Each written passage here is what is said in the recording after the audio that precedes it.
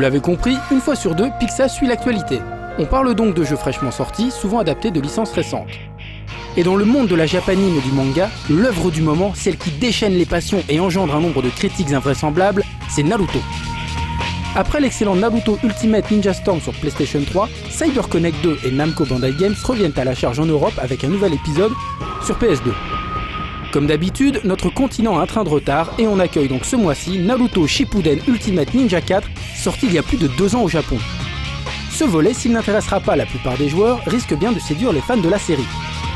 Pour une fois, et depuis le temps qu'on s'en plaignait, le jeu propose en effet des personnages issus de la partie Shippuden, la plus récente de l'histoire du ninja blanc.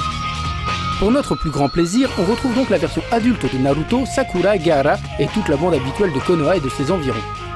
Mais on a surtout le droit d'incarner les membres du clan Akatsuki comme Kisame, Itachi, Deidara ou encore Sasori.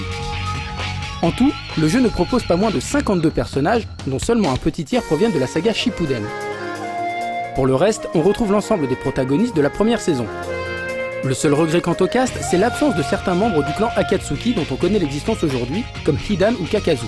Mais c'est somme toute assez logique au regard de la date de sortie initiale du jeu de Namco. Nul doute également que les fans seront comblés par la présence d'un mode histoire proposant un scénario inédit, prenant place entre la première et la deuxième saison.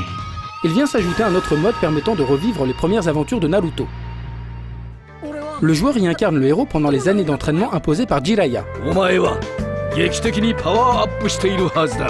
Si d'un point de vue purement ludique, le résultat est très discutable, le fait de pouvoir vivre cette période constitue un argument de poids pour convaincre les fans.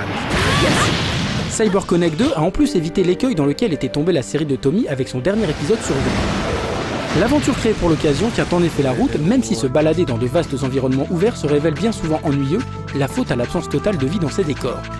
Les combats, mous au possible, risquent aussi de surprendre les joueurs, car ces derniers tranchent avec l'habituel dynamisme des affrontements dans la série. Notez que cette mollesse ne se retrouve que dans le mode histoire, le reste du jeu disposant de bastons énergie. Le petit côté RPG colle lui parfaitement au scénario, qui voit Naruto gagner progressivement en puissance au cours de l'aventure. L'univers graphique et sonore est également très cohérent, aussi bien dans ce mode que dans l'ensemble du jeu. Lors des combats, on retrouve en effet ce petit côté BD totalement assumé avec des onomatopées apparaissant lors de chaque coup donné. Quant aux animations, elles sont très soignées, notamment lors des furies. Enfin, le chara-design et l'ensemble des tableaux sont très fidèles à l'univers de la série. On sent que CyberConnect 2 maîtrise son sujet sur le bout des doigts. Comme à chaque fois avec le studio japonais, les voix originales sont en plus présentes dès le début du jeu.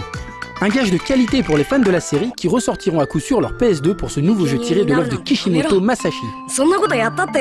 En revanche, pour le commun des mortels, cet épisode ne vaut pas le coup. D'abord parce qu'il est très similaire d'un point de vue gameplay au reste de la série, ensuite parce que le dernier épisode développé par CyberConnect 2 sur PS3 est vraiment excellent à tous les niveaux. Quitte à prendre un jeu Naruto, autant prendre le meilleur.